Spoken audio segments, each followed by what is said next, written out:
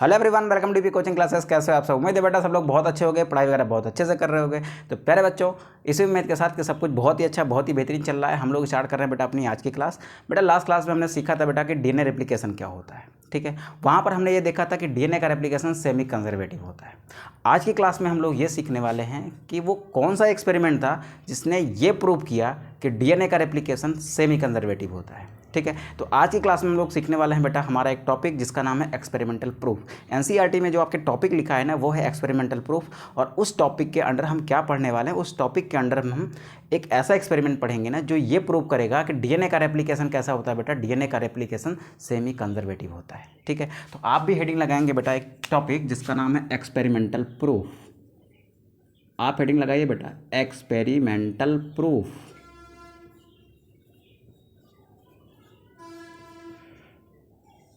ठीक।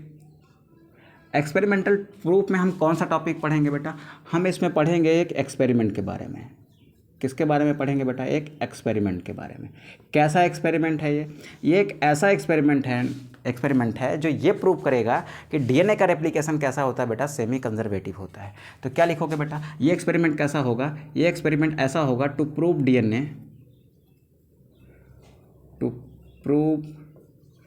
DNA sorry, यहाँ पर लिख लेता हूँ बेटा, to prove that DNA replication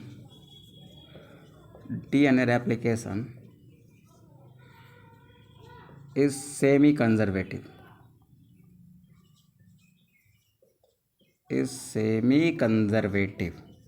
सवाल यह है कि बेटा ये सेमी कंजर्वेटिव क्या होता है? What do you mean by semi conservative DNA replication? यहाँ पर छोटी सी बात में समझ लेते हैं कि सेमी कंजर्वेटिव डीएनए रेप्लिकेशन क्या होता है।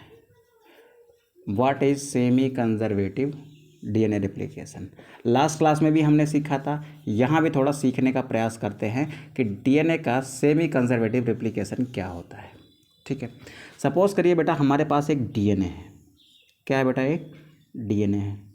अब इस डीएनए की अगर मुझे कॉपी बनानी है, यानी इसका मुझे रेप्लिकेशन करना है, तो सबसे पहले डीएनए के जो स्ट्रैंड ऐसे उलझे हुए हैं ना, सबसे पहले उनको खोलना पड़ेगा। सबसे पहले क्या करना है बेटा? उनको खोलना है। तो चलो उनको हमने ऐसे खोल दिया।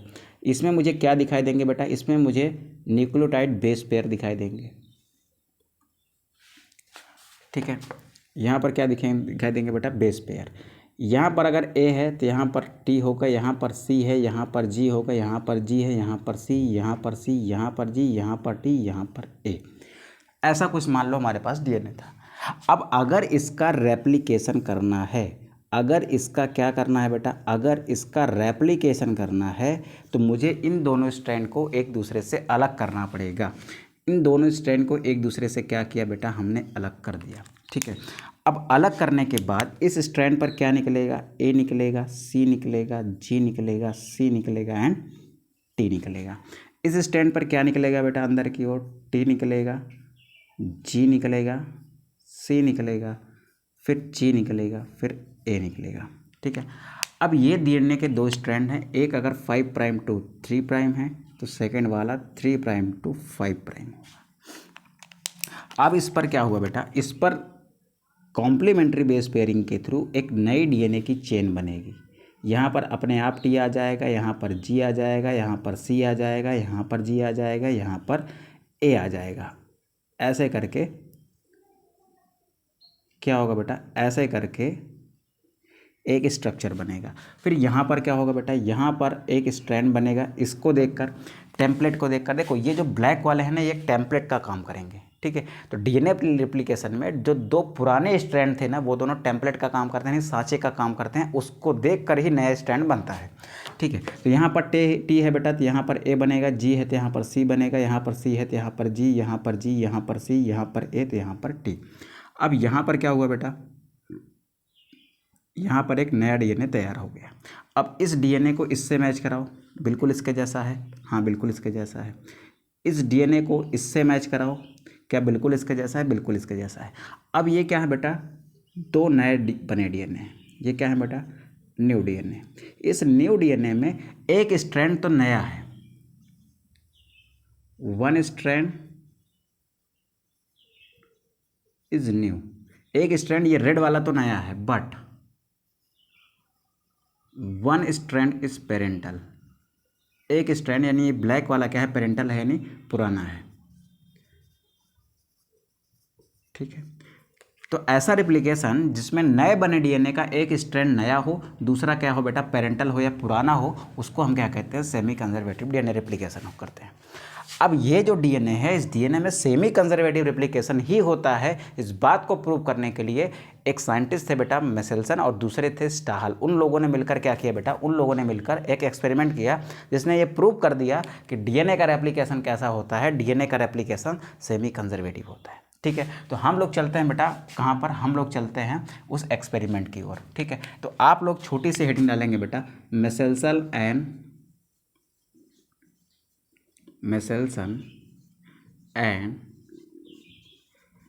स्टाहल एक्सपेरिमेंट। ठीक, पहली बात तो ये एक्सपेरिमेंट क्यों हुआ था, वाई दिस एक्सपेरिमेंट। पहले हम इसके बारे में बात करते हैं, why this experiment.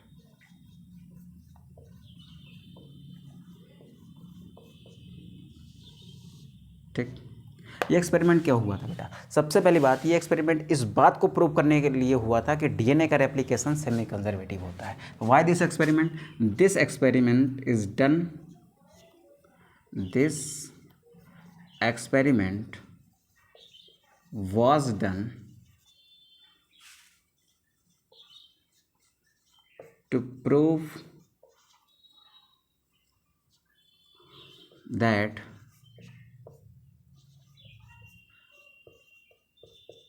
replication of DNA is semi conservative।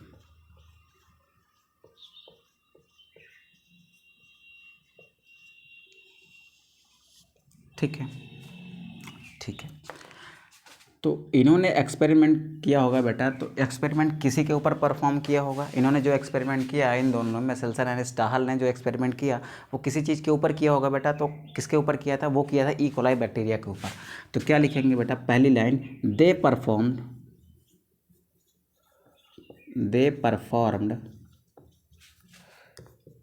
This experiment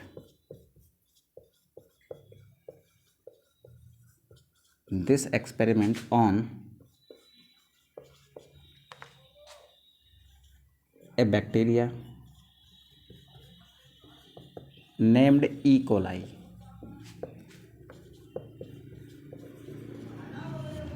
ठीक, अब ई कोलाई की खास बात एक याद रखिएगा, ई कोलाई का जो बैक्टीरिया होता है, ई कोलाई बैक्टीरिया की कुछ खास बातें आपको याद रखनी है बेटा। कैसी खास बातें, इधर देख, जो इसकी पहली खास बात याद रखनी है वो ये है कि इसमें जो रेप्लिकेशन की प्रोसेस होती है ना, वो अप्रॉक्सीमेटली 18 मिनट में होती है। रेप्लिकेशन कितने में होगा, 18 मिनट में। सेल डिवीज़न कितने में होता है,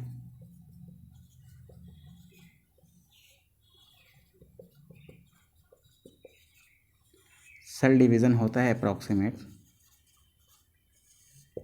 20 मिनट में। ठीक है, यहाँ तक बात समझ आई बेटा।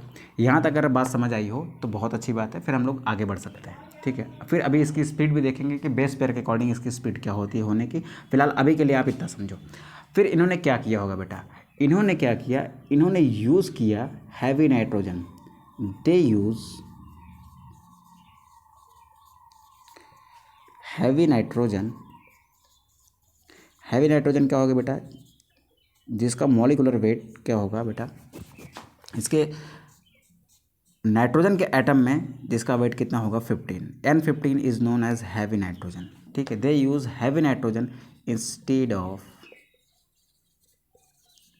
N14। इसको आप कहते हैं बेटा लाइट नाइट्रोजन। ठीक है, तो इन्होंने क्या यूज़ किया बेटा, इन्होंने हैवी नाइट्रोजन यूज़ किया किसकी जगह पर, लाइट नाइट्रोजन की जगह पर।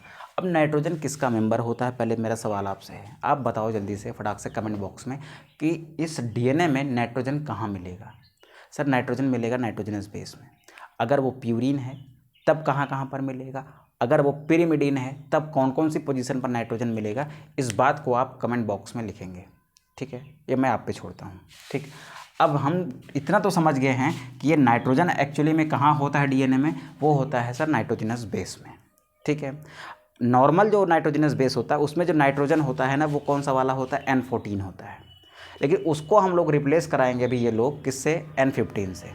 ठीक है, यहाँ तक बात समझ आई बेटा। तो एक्चुअल में ये एक्सपेरिमेंट कैसे कैरी आउट किया ये बात अभी हम लोग समझते हैं। फटाक से आप इसका स्क्रीनशॉट करो, देन फिर हम लोग आगे बढ़ते हैं बेटा। चलो बेटा इसको रफ करते हैं हम लोग।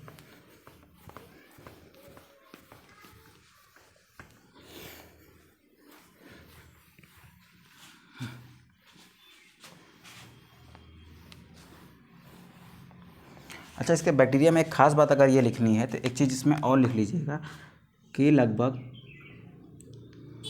2000 बेस पेयर की कॉपी होती है पर सेकेंड। तो बाद में जानना है वो थोड़ा सा भी जान लो। लगभग 2000 बेस पेयर पर सेकेंड कॉपी किए जाते हैं किसमें, ई कोलाई बैक्टीरिया में। और उसके पूरे डीएनए की रेप्लिकेशन की प्रोसेस कितने मिनट में होती है बेटा, 18 मिनट में। ठीक है, सेल का डिवीजन कितने मिनट में होता है बेटा, 20 मिनट में। ठीक है, ये चीज़ें याद रखिएगा, एनसीईआरटी का डेटा है। फिर हम लोग आगे समझते हैं, फटाक से इसको नोट कर लो जरा। तो चलो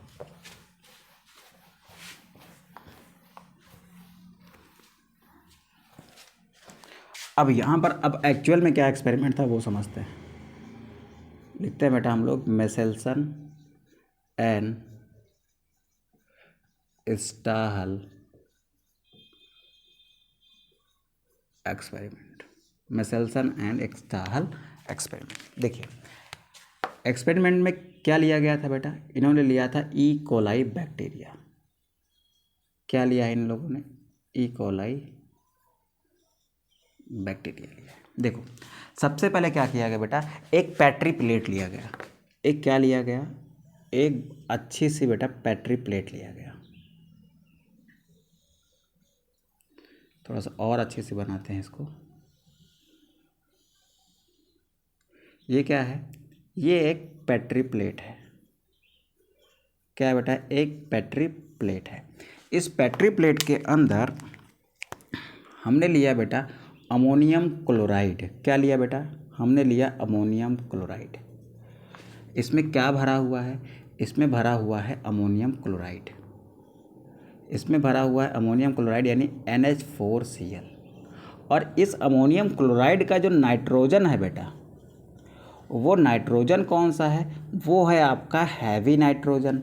कैसा नाइट्रोजन है, हैवी नाइट्रोजन है। यानी इसमें जो नाइट्रोजन अभी डाला गया है ना वो कौन सा वाला है बेटा, वो N15 है। कौन सा है, N15। यानी इस पैट्री प्लेट के अंदर जो भी NH4Cl है उसका जितना भी नाइट्रोजन है ना वो सबका सब कैसा है बेटा, N15 है। अब इसमें बाहर से क्या डाला गया बेटा, इसमें बाहर से डाला गया ई कोलाई बैक्टीरिया। क्या डाला गया बेटा, इसमें डाला गया ई कोलाई बैक्टीरिया। इसमें डाला गया ई कोलाई बैक्टीरिया। ठीक है, ई कोलाई बैक्टीरिया को डालकर ई कोलाई बैक्टीरिया को कई जनरेशन तक ग्रो किया गया। ठीक है, E coli bacteria are grown in many generation।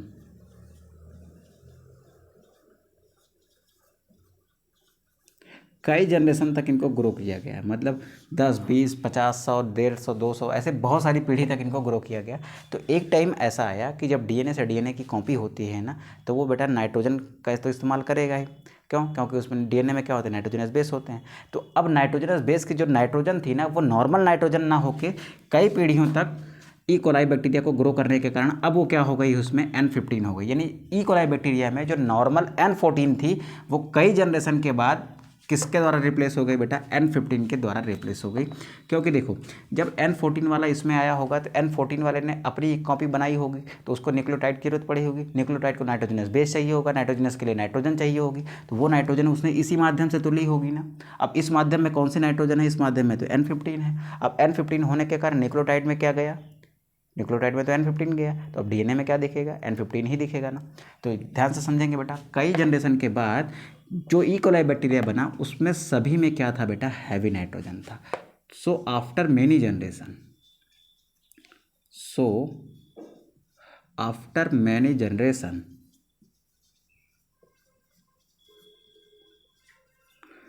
many E. coli are obtained, many E. coli are obtained with, many E. coli are obtained with heavy nitrogen DNA।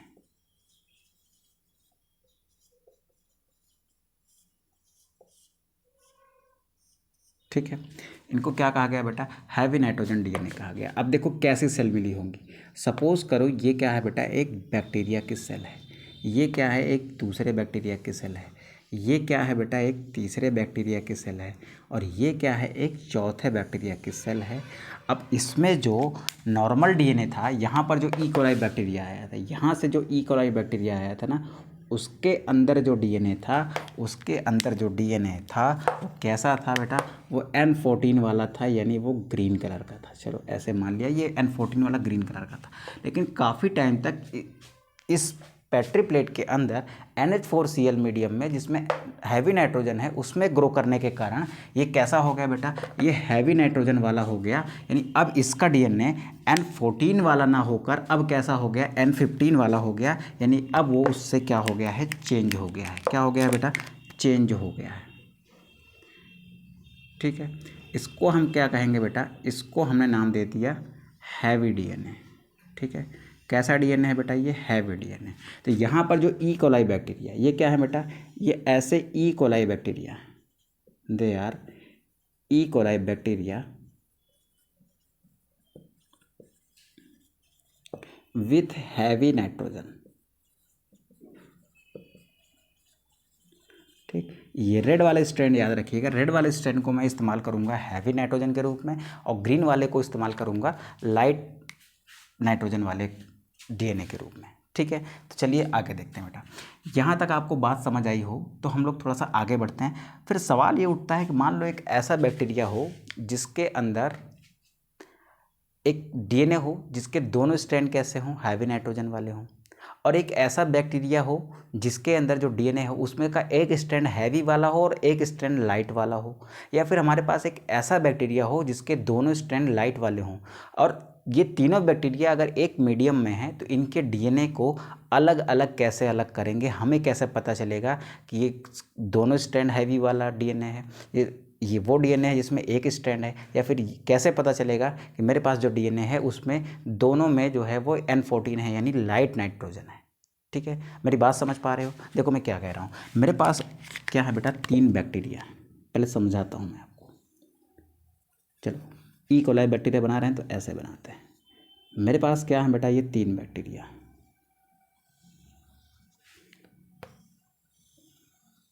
ठीक है, अब सवाल ये है कि ये जो बैक्टीरिया है ना, इसमें क्या है, इसमें हैवी डीएनए है। ठीक है, इसमें एक स्ट्रैंड क्या है, हैवी वाला है, और एक स्ट्रैंड क्या है बेटा, इसमें का एक स्ट्रैंड ऐसे लाइट वाला है, और इसके दोनों स्ट्रैंड कैसे हैं, लाइट है। ठीक है, तो इसको मैं क्या कहूँगा बेटा, मैं इसको कहता हूँ, ये क्या है बेटा, ये वाला हैवी डीएनए है, this one is heavy DNA, this one is hybrid DNA, and this one is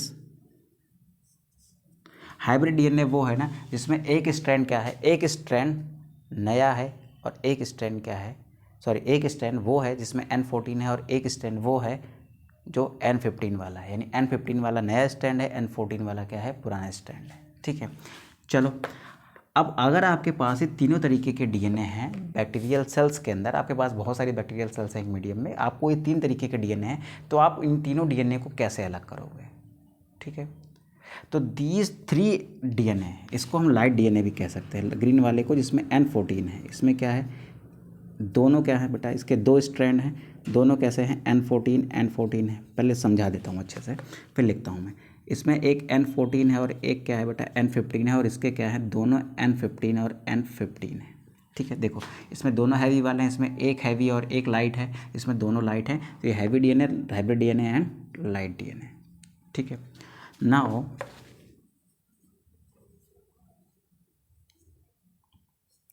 to separate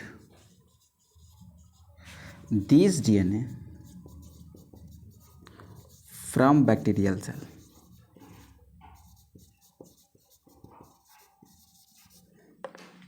To separate these DNA from bacterial cell, centrifugation is required. Centrifugation is required. किसकी ज़रूरत होती है बेटा? ज़रूरत होती है centrifugation. अब यहाँ पर इस डीएनए को अलग करने के लिए जो सेंट्रीफ्यूगेशन इस्तेमाल किया जाता है ना, वो कौन सा सेंट्रीफ्यूगेशन है? वो है बेटा caesium chloride. Caesium chloride centrifugation. ठीक है. जो बेस्ड होता है किसके आधार पर बेटा? कंसंट्रेशन ग्रेडियंट के आधार पर. Concentration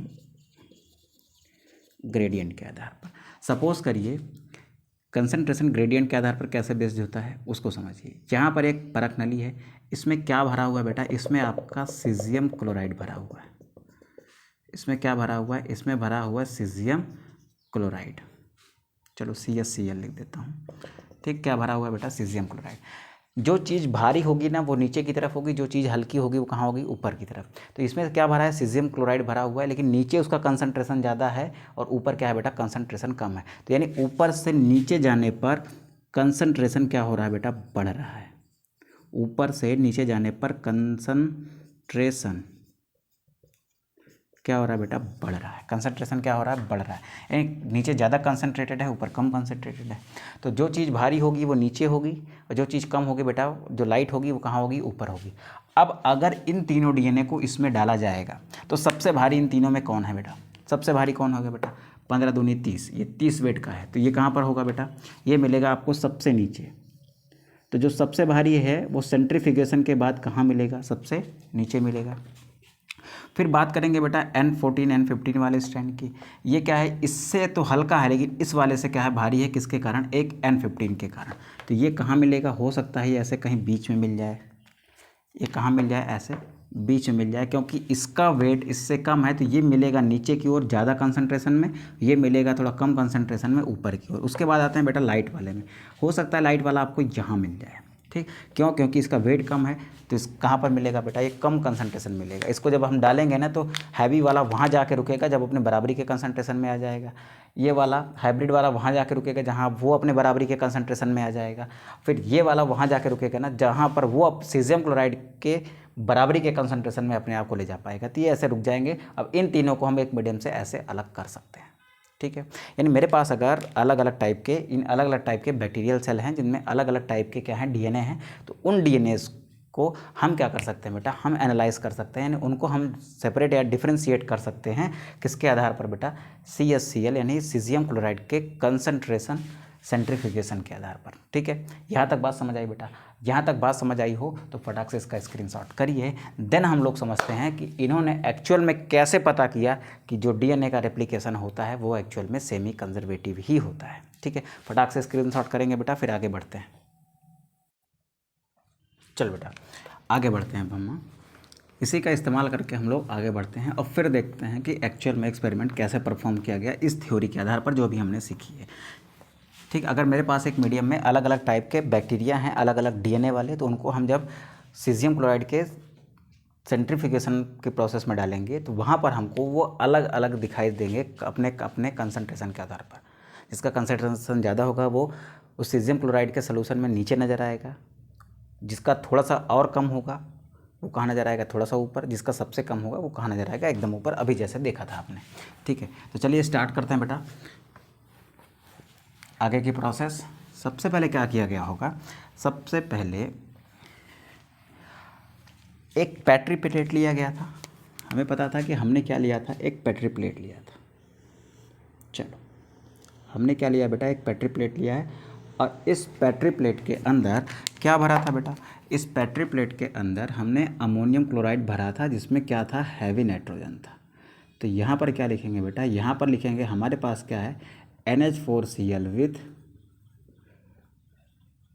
heavy nitrogen. ठीक है. यहाँ तक बात क्लियर है बेटा? इसमें क्या ट्रांसफ़र किए गए? इसमें ट्रांसफ़र किए गए बेटा ई कोलाई. क्या ट्रांसफ़र किए गए थे बेटा, इसमें ट्रांसफ़र किए गए थे ई कोलाई बैक्टीरिया। क्या ट्रांसफ़र किए गए थे बेटा, ई कोलाई बैक्टीरिया ट्रांसफ़र किए गए थे। हैवी नाइट्रोजन के कारण after many generation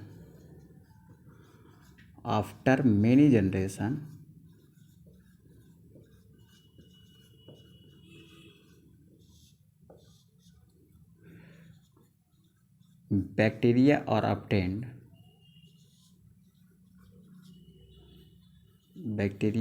obtained with heavy nitrogen. मतलब ऐसे बैक्टीरिया प्राप्त हुए जिनमें नाइट्रोजन जो थी, जिनके डीएनए में, वो कैसी थी, हैवी थी, यानी N15 थी। ठीक है, N15 वाले को हमने हमेशा किससे दिखाया बेटा, रेड से। तो मेरे पास यहाँ पर एक बैक्टीरिया है, ये एक बैक्टीरिया है जिसमें जो डीएनए है ना वो कैसा है बेटा, वो हैवी डीएनए। ठीक है, ये क्या है बेटा, ई कोलाई बैक्टीरिया है। ठीक है, ये ई कोलाई बैक्टीरिया है जिसमें क्या है बेटा, हैवी नाइट्रोजन है। ठीक है, क्या है बेटा, हैवी नाइट्रोजन। फिर इस हैवी नाइट्रोजन वाले को हमने कहाँ डाला बेटा, हमने डाला 20 मिनट के लिए, फॉर 20 मिनट। कहाँ डाला इनको, इनको डाला गया NH4Cl सोल्यूशन में। कहाँ डाला गया, NH4Cl सोल्यूशन। और ये NH4 कैसा है बेटा, ये NH4 लाइट नाइट्रोजन वाला है। NH4 में ये जो नाइट्रोजन है ना, ये कौन सा है बेटा, ये लाइट नाइट्रोजन है। कौन सा है, लाइट नाइट्रोजन, यानी N14 है। तब इन्होंने क्या देखा, अगर सेमी कंजर्वेटिव होगा तो ये दोनों स्ट्रैंड क्या होंगे बेटा, अलग अलग होंगे और अपने साथ साथ एक नया स्ट्रैंड बनाएंगे। और वो नए स्ट्रैंड की जो नाइट्रोजन है वो कहाँ से आएगी, वो तो इस वाले NH4Cl से आएगी, क्योंकि इसको तो हमने इस वाले NH4Cl में डाला है। अब इसको अगर इस NH4Cl में डाला है तो इसके अलग हो जाने के बाद इन दोनों पर जो नया स्ट्रैंड तैयार होगा, देखो ऐसे ये डीएनए था रेड कलर का, ऐसे ये क्या था बेटा, डीएनए था। इसको कहाँ डाला गया है, इसको ऐसे मीडियम में डाला गया है जहाँ पर चारों तरफ क्या मौजूद है, जहाँ पर चारों तरफ क्या है बेटा, जहाँ पर चारों तरफ ऐसे NH4Cl है। कौन सा NH4Cl है, ऐसा NH4Cl है जिसमें नाइट्रोजन कैसा है बेटा, N14 वाला है। अब N14 वाला है तो इसके न्यूक्लियोटाइड जो होंगे ना, उसमें क्या होगा बेटा, N14 वाला नाइट्रोजन होगा। ठीक है, तो यहाँ पर एक चेन बन रही है जिसमें N14 वाले हैं, यहाँ पर भी एक चेन बन रही है N14 वाले। तो इन्होंने देखा कि इसके 20 मिनट बाद, क्योंकि 20 मिनट में ई कोलाई अपनी एक कॉपी बना लेता है, तो after 20 minutes what they have seen that the new cells which are formed have hybrid DNA. इन्होंने देखा कि ये जो नई सेल्स बन रही हैं 20 मिनट बाद, वो कैसे हैं बेटा, वो कैसे हैं, वो हैं हाइब्रिड, यानी उसमें एक स्ट्रैंड पुराना वाला है, एक नया वाला है। नए वाले में जो नाइट्रोजन होगा वो कहाँ से आया होगा, वो आया होगा इस NH4Cl से, और इसमें कौन सा नाइट्रोजन है, N14। तो इसमें एक N14 वाली चेन बन गई और एक चेन कौन सी बन गई बेटा, एक चेन है इसमें N15 वाली। तो इसको हम क्या कहेंगे बेटा, इसको हम कहेंगे बेटा, ये है हमारा E coli bacteria, E coli bacteria with hybrid DNA, E coli bacteria with hybrid DNA. अब इसको बेटा 20 मिनट के लिए और छोड़ दिया, किसके लिए, 20 मिनट के लिए। यहाँ से टाइम देखोगे, यहाँ पर टाइम था 0 मिनट, यहाँ पर टाइम कितना था, 0 मिनट। 0 मिनट के 20 मिनट बाद देखा तो ये ऐसा था। अगले 20 मिनट यानी टोटल कितने मिनट बाद बेटा, 40 मिनट बाद। यहाँ से यहाँ तक आते थे कितना हो गया, यहाँ से आने में 20 मिनट और यहाँ से यहाँ आने में 20 मिनट, यानी टोटल 40 मिनट। ठीक, यहाँ पर लिखता हूँ बेटा नेक्स्ट 20 मिनट, यानी अगले 20 मिनट, यानी 20 मिनट ये, 20 मिनट ये, टोटल कितने हो गए, 40 मिनट। 40 मिनट बाद क्या देखा, बैक्टीरिया के सेल जो है वो अगेन डिवाइड कर जाएगी, यानी एक से अगर 2 बनी थी तो इससे भी 2 बन जाएंगे और इससे भी 2, तो टोटल कितनी बन जाएंगी बेटा, 4। तो टोटल यहाँ पर कितनी बनेंगी बेटा, यहाँ पर बनेंगी 4, यहाँ पर बनेंगी 4। ठीक है, अब मेरी बात को ध्यान से सुनो, मैं यहाँ समझाता हूँ इन सारी चीज़ों को। यहाँ पर किस टाइप का डीएनए बनेगा उसको मैं समझाता हूँ। यहाँ पर भी जो मीडियम लिया गया ना वो कैसा था, NH4Cl था। इस NH4Cl में जो नाइट्रोजन था बेटा वो अभी भी क्या था, N14 था। कैसा था, N14, यानी लाइट था। अब देखो इन दोनों डीएनए को मैं यहाँ बनाता हूँ। किसको बेटा? एक डीएनए ये वाला है ऐसे इस सेल का, और एक डीएनए इस सेल का, ठीक है। इन दोनों के पास एक स्ट्रैंड कैसा है, N15 वाला, एक N14 वाला, एक N15 वाला, एक N14 वाला। अब इन दोनों को कहाँ रखा गया है बेटा? अब इन दोनों को रखा गया है कहाँ पर? NH4Cl में। इनको कहाँ रखा गया है बेटा? इनको रखा गया है NH4Cl में, जिसमें नाइट्रोजन जो है वो कौन सी वाली है? 14 वाली है, ठीक है। इसमें क्या है? इस मीडियम में नाइट्रोजन N14 वाली है। इसके भी माध्यम में नाइट्रोजन कौन सी वाली है बेटा? इसके भी माध्यम में नाइट्रोजन N14 वाली ही है, ठीक है। अब होगा क्या? अब होगा बेटा ये कि अब ये वाला डीएनए अलग हो जाएगा, ये वाला ग्रीन वाला डीएनए क्या होगा? अलग हो जाएगा। ये दोनों डीएनए एक दूसरे से, दोनों डीएनए स्ट्रैंड एक दूसरे से अलग हो जाएंगे। अब क्या होना है बेटा? ध्यान से सुनिएगा। अब क्या होना है? ध्यान से सुनिएगा। अब होना ये है कि N14 वाला तो ग्रीन कलर का है, देखो N14 वाला तो ग्रीन कलर का है, और N15 वाला रेड कलर का है। अब इस माध्यम में अगर N14 है तो यहाँ पर इसको देखकर यहाँ पर जो स्ट्रैंड बनेगा वो ग्रीन होगा कि रेड होगा? सर ग्रीन होगा। क्यों? क्योंकि इसके इस स्ट्रैंड के नाइट्रोजन्स में, इस स्ट्रैंड के जो आपके न्यूक्लियोटाइड्स होंगे उनके कौन नाइट्रोजन कैसे होंगे बेटा? N14 वाले होंगे, तो ग्रीन बना दिया। अब इसको देखकर इस मीडियम में जो कॉपी तैयार हो रही है किसकी? इस डीएनए स्ट्रैंड की, उसमें जो नाइट्रोजन होंगे ना वो भी कैसे होंगे? N14, क्योंकि वो अपने नाइट्रोजन का इस्तेमाल इसी मीडियम से करेंगे। तो यहाँ पर तो N14 है, तो ये भी कैसा होगा बेटा? ग्रीन कलर का। अब यहाँ पर भी N14 है, तो इस वाले में N15 है, इससे कोई फ़र्क नहीं पड़ता, क्योंकि इसको देखकर यहाँ पर जो स्ट्रैंड बनेगा ना उसमें नाइट्रोजन कहाँ से आएगी? इसी मीडियम से आएगी। तो इस मीडियम में तो N14 है, तो यहाँ पर क्या बन गया बेटा? N14, और यहाँ पर भी क्या बनेगा बेटा? N14 ही बनेगा, क्योंकि ये भी N14 के ही मीडियम में है। अब देखो बेटा कितनी सेल बन रही हैं? 4। इससे देखो एक सेल ये बनी, इससे एक सेल ये बनी, इस वाले से एक सेल ये बनी, इससे एक सेल ये बनी, यानी 1 से 2 बन रही हैं, 1 से 2 बन रही हैं। तो यानी यहाँ पर टोटल जो 4 सेल्स बनी है ना, उसमें एक डीएनए कैसा होगा? उसमें एक डीएनए तो ऐसा होगा जिसमें एक रेड वाला स्ट्रैंड होगा और एक कैसा होगा बेटा? ग्रीन वाला होगा, ठीक है। तो यानी ये कैसा है? हाइब्रिड है। ये वाला भी कैसा है बेटा? ये वाला भी कैसा है? हाइब्रिड है सर, ठीक है। लेकिन ये दोनों कैसे हैं बेटा? ये दोनों लाइट डीएनए हैं, ठीक है। अब यहाँ पर देखो यहाँ पर क्या है बेटा? यहाँ पर जितने बैक्टीरियल सेल है ना वो 100% क्या है बेटा? 100% हाइब्रिड है। 100% क्या है बेटा? हाइब्रिड है, ठीक है। 100% क्या है बेटा? हाइब्रिड है। आगे देखते हैं फिर। उसके बाद फिर यहाँ पर इन्होंने क्या देखा? इन्होंने यहाँ पर देखा कि 50% हाइब्रिड है। यहाँ पर ये दोनों क्या है बेटा? ये दोनों 50% क्या है? हाइब्रिड है। और ये दोनों 50% क्या है? ये 50% लाइट है, ठीक है। यानी जैसे जैसे जनरेशन आगे जा रही है वैसे वैसे डीएनए क्या होता जा रहा है? आधा होता जा रहा है, ठीक है। यानी हाफ होता जा रहा है। हर सेल में वो हाफ ही पहुंच रहा है। यहाँ पर कितना था बेटा? 100% था। आने वाली जनरेशन में कितना हो गया बेटा? आने वाली जनरेशन में हाइब्रिड 50% हो गया, और उससे आगे जाएगी 25% हो जाएगा। तो इसका क्या मतलब है? इसका मतलब ये है कि एक जनरेशन से दूसरी जनरेशन में डीएनए आधा ही पहुँच रहा है। क्यों? क्योंकि देखो यहाँ पर 100% हाइब्रिड थे, यहाँ पर कितने परसेंट हो गए? 50% हो गए। कैसे? ऐसे। अब इसका एक और बना लेते हैं बेटा, इसका एक स्टेप और आगे चल लेते हैं। चलो एक स्टेप और आगे चल लेते हैं, देखते हैं क्या हो सकता है, ठीक है। यहाँ पर भी क्या किया गया बेटा? अगले 20 मिनट के लिए यहाँ पर देखो 20 मिनट का गैप ये दिया, एक जनरेशन आई, फिर 20 मिनट में अगली जनरेशन आई, फिर इसके अगले 20 मिनट में क्या होगी? अगली जनरेशन आ जाएगी। तो यहाँ पर फिर से क्या लिया गया बेटा? नेक्स्ट 20 मिनट, यानी नेक्स्ट 20 मिनट्स। यानी टोटल कितने मिनट्स हो जाएंगे बेटा? टोटल हो जाएंगे 20 यहाँ पर, 20 यहाँ पर, 20 यहाँ पर, टोटल आफ्टर 60 मिनट।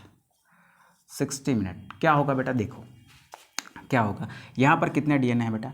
यहाँ पर जो मीडियम लिया ना वो भी कौन सा था? वो भी था NH4Cl, जिसमें नाइट्रोजन कौन सी थी? जिसमें नाइट्रोजन बेटा N14 थी।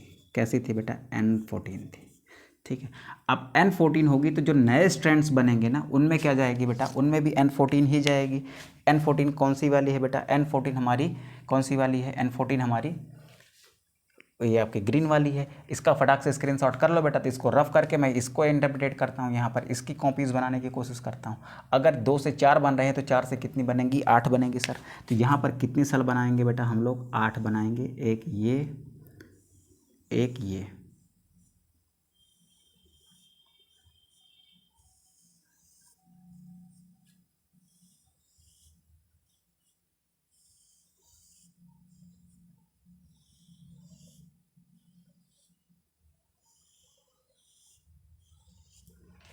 ठीक है। ये हो गई 8 सेल। इससे ये दो बनेंगी, इस वाली से ये दो बनेंगी, इस वाली से ये दो बनेंगी, इस वाली से ये दो बनेंगी, ठीक है। अब यहाँ पर क्या हो सकता है बेटा, ध्यान से देखिए इधर, यहाँ पर क्या हो सकता है, यहाँ पर मैं रफ करता हूँ इसको। मैं देखो इन चारों डीएनए को मैं अलग अलग बना लेता हूँ, इन चारों डीएनए को मैं अलग अलग ऐसे ड्रॉ कर लेता हूँ, इन चारों डीएनए को ऐसे अलग अलग ड्रॉ कर लिया, ठीक। यही चारों डीएनए है। यहाँ पर अगर आप देखो, एक मिनट साइड में देखने दो बेटा, किनारे दिख रहा है कि नहीं दिख रहा है, हाँ दिख रहा है, ठीक है। यहाँ पर यही चारों डीएनए है। अब इसकी जब कॉपी होगी तो जो नया कॉपी होगा ना बेटा, उसमें आपने क्या लिया है बेटा, उसमें आपने NH4Cl में आप ले रहे हो। ये सारी कॉपी किस में हो रही है, एक ऐसे माध्यम में हो रहा है जिसमें नाइट्रोजन 14 वाली है। तो यहाँ पर इन दोनों को जब मैं अलग करूँगा तो दो स्ट्रैंड बनेंगे, एक बनेगा ग्रीन स्ट्रैंड और एक इससे अलग होकर क्या बनेगा, रेड स्ट्रैंड। अब ये दोनों कहाँ पर पड़े हैं बेटा, ये दोनों N14 में पड़े हैं, और N14 अगर आएगी तो यहाँ पर जो नई चेन बन रही होगी ना, उसमें नाइट्रोजन कौन सी होगी, N14 वाली होगी, और इसमें भी कौन सी वाली होगी बेटा, N14 वाली होगी। इसको जब आप ऐसे सेपरेट करोगे तो इसका ग्रीन वाला क्या होगा, अलग हो जाएगा। एक मिनट बेटा, इसका ये ग्रीन वाला अलग हो जाएगा और इसका ये रेड वाला भी क्या होगा, अलग हो जाएगा। अच्छा, ये वाला डीएनए भी कहाँ कॉपी हो रहा है, N14 में। तो N14 मीडियम में नाइट्रोजन कैसी होती है बेटा, नाइट्रोजन कैसी होती है, नाइट्रोजन तो लाइट होती है। तो यानी यहाँ पर भी क्या होगा, इस वाले स्ट्रैंड में कैसे आएंगे, इसमें भी N14 आएगा, इसमें भी N14, इसमें भी N14, ये तो N14 है ही है, ठीक है। और ये वाला भी कैसा था बेटा, N14 था। तो यहाँ पर इस स्ट्रैंड को देखकर जो नई कॉपी तैयार होगी ना, वो कहाँ तैयार हो रही है, NH4Cl में, यानी N14 वाले में। तो यहाँ पर भी ये N14 आएगा। और ये दोनों क्या हैं बेटा, इसके दोनों स्ट्रैंड कैसे हैं, N14 है। तो नया जो तैयार होगा वो भी NH4Cl में तैयार हो रहा है, जो N14 वाला है तो वो भी कैसा होगा, वो भी ऐसा ही होगा। यहाँ पर भी क्या होगा बेटा, N14 वाला ही तैयार होगा। इन दोनों को अगर अलग करता हूँ तो एक ग्रीन इधर और एक ग्रीन इधर। ये किस माध्यम में है, ये माध्यम में है N14 वाले के। और N14 वाला हमने कैसा लिया है बेटा, स्टार्टिंग से N14 वाला हमने स्टार्टिंग से कैसा लिया है, ग्रीन लिया है। तो यहाँ पर जो तैयार होगा बेटा, उसमें जो नाइट्रोजन आएगी ना, वो भी N14 वाली ही आएगी। अब देख बेटा, ये 1 सेल, ये 2 सेल, ये 3 सेल, ये 4 सेल, ये 5 सेल, ये 6 सेल, ये 7 सेल और ये 8 सेल, इन्हीं को ट्रांसफ़र कर दो यहाँ पर। तो इसमें से बेटा 6 ऐसे हैं, 1 2 3 4 5 6 ऐसे हैं जो प्योर क्या हैं, N14 वाले हैं। तो इन 6 को मैं ऐसे बना लेता हूँ।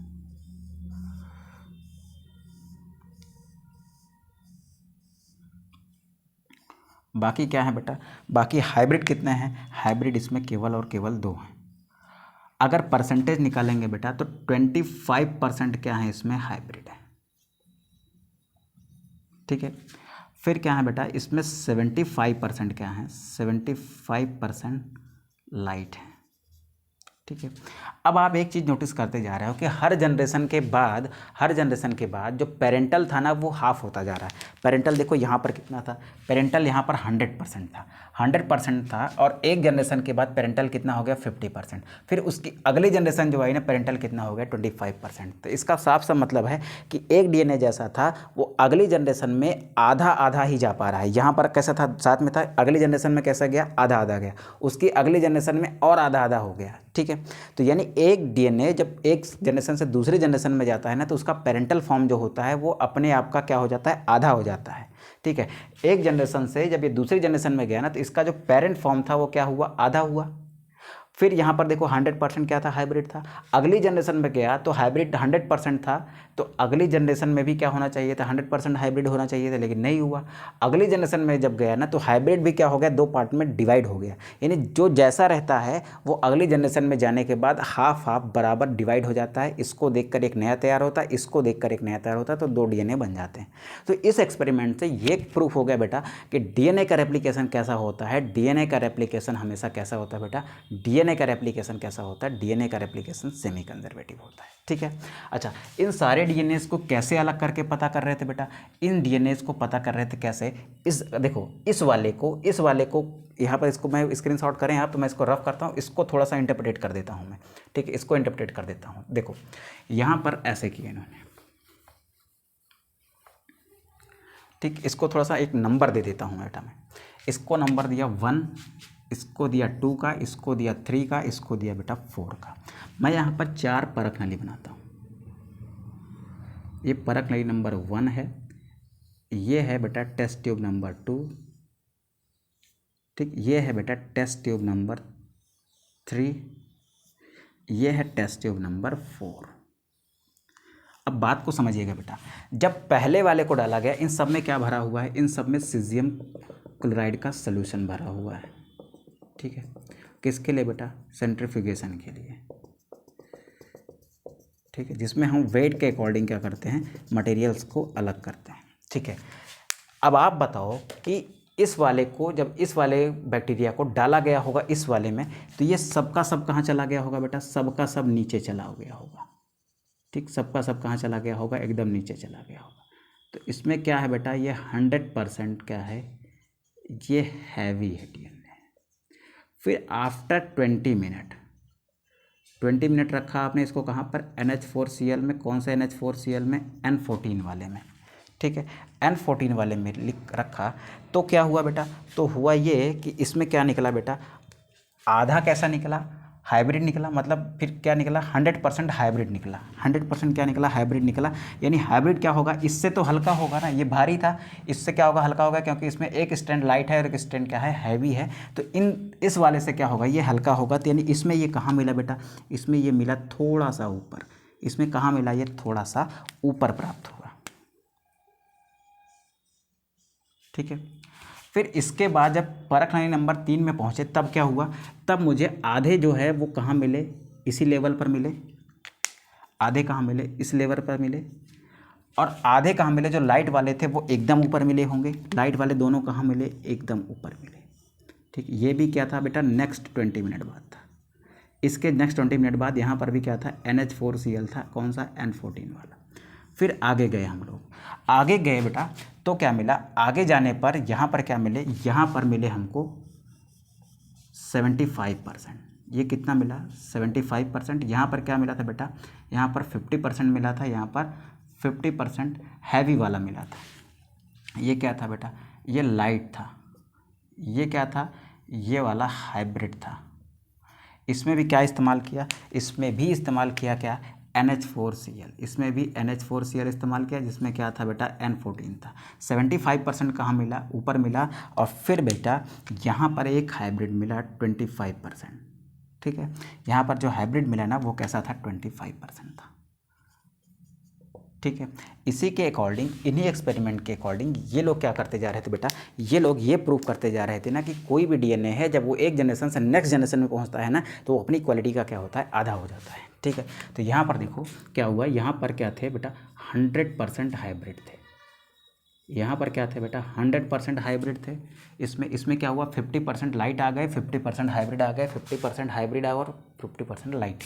यहाँ पर क्या हुआ बेटा, 50% हाइब्रिड एंड 50% लाइट आ गए। यहाँ पर क्या हुआ बेटा, यहाँ पर 75% light and 25%, 75% light and 25% heavy आ गया, ठीक है। तो इससे ये प्रूफ हुआ कि कोई भी डीएनए है जब वो एक जनरेशन से अगली जनरेशन में जाता है ना, तो अपने पेरेंटल फॉर्म का हाफ हो जाता है। यानी जो नया डीएनए बनता है ना, उसमें हाफ जो होता है पेरेंटल फॉर्म होता है, हाफ क्या होता है, न्यू फॉर्म होता है, ठीक है। तो यहाँ से बेटा ये प्रूफ हो गया कि डीएनए का जो रेप्लिकेशन होता है वो कैसा होता है बेटा, वो सेमी कंजर्वेटिव होता है। यानी एक डीएनए जब, अब देखो यहाँ से साफ साफ बात समझने की कोशिश करिए, कंक्लूजन कैसे निकला होगा। जब भी कोई एक डीएनए एक जनरेशन से दूसरी जनरेशन में जा रहा है ना, तो वो अपनी पेरेंटल फॉर्म का हाफ हो जा रहा है। पेरेंटल फॉर्म इसकी हाइब्रिड थी, यहाँ पर क्या हो गया, आधा हो गया। जब ये डीएनए यहाँ से बेटा इसमें जा रहा है तो इसकी पेरेंटल फॉर्म क्या थी, पेरेंटल फॉर्म इसकी क्या होनी चाहिए थी, इसकी हाइब्रिड होनी चाहिए थी ना। लेकिन यहाँ पर अपनी हाइब्रिड पेरेंटल फॉर्म का क्या हो रहा है, ये हाफ हो जा रहा है, यानी 25% हो जा रहा है। और आगे जाएगा, आपके लिए ये होमवर्क है, आपके लिए होमवर्क है, ये 75% के बाद जब अगले 20 मिनट में जाएगा ना, तब यहाँ पर परसेंटेज क्या होगा बेटा, हाइब्रिड का, और परसेंटेज क्या होगा, लाइट डीएनए का। ये आप कमेंट बॉक्स में बताओगे, ठीक है।